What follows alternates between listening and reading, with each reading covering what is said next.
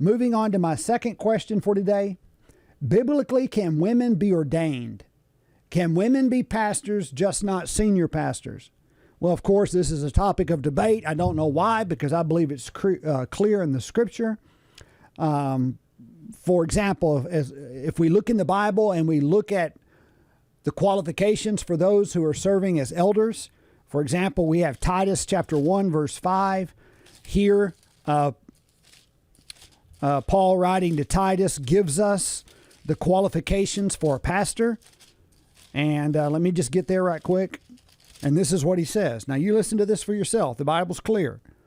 He says, "This is why I left you in Crete, so that you might put what remained in order and appoint elders in every town as I directed you.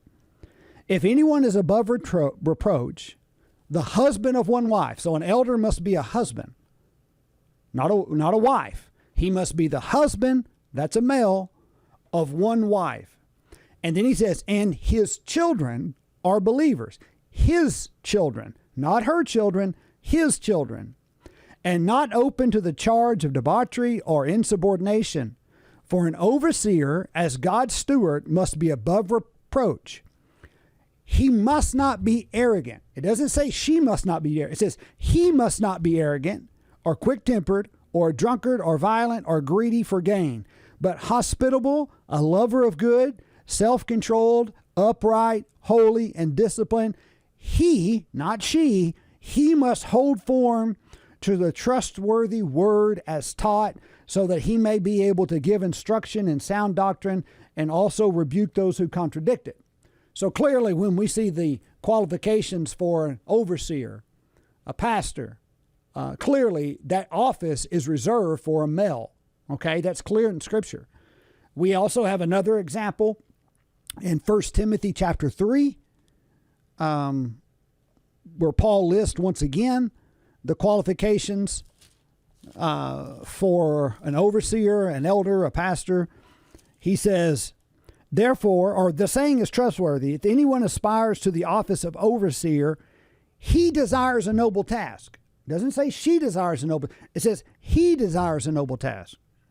"Therefore, an overseer must be above reproach, the husband of one wife, sober-minded," and he goes on and gives the same qualifications that he gave in Titus. So clearly, when we look at the Bible, women are not to be pastors. They are not to serve as elders. They're not to serve as overseers. That office, that position is reserved for a male. Therefore, women should not be ordained as pastors, nor should women pastor churches. Okay? When they do that, they're functioning outside the role for which God designed them.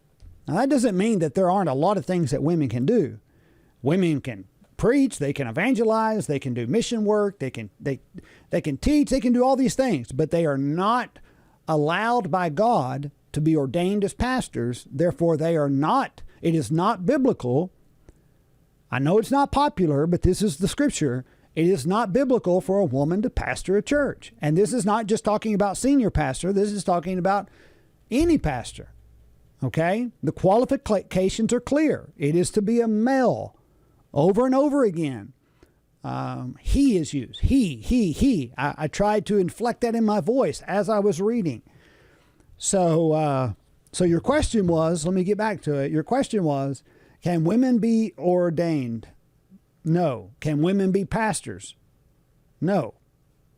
Okay?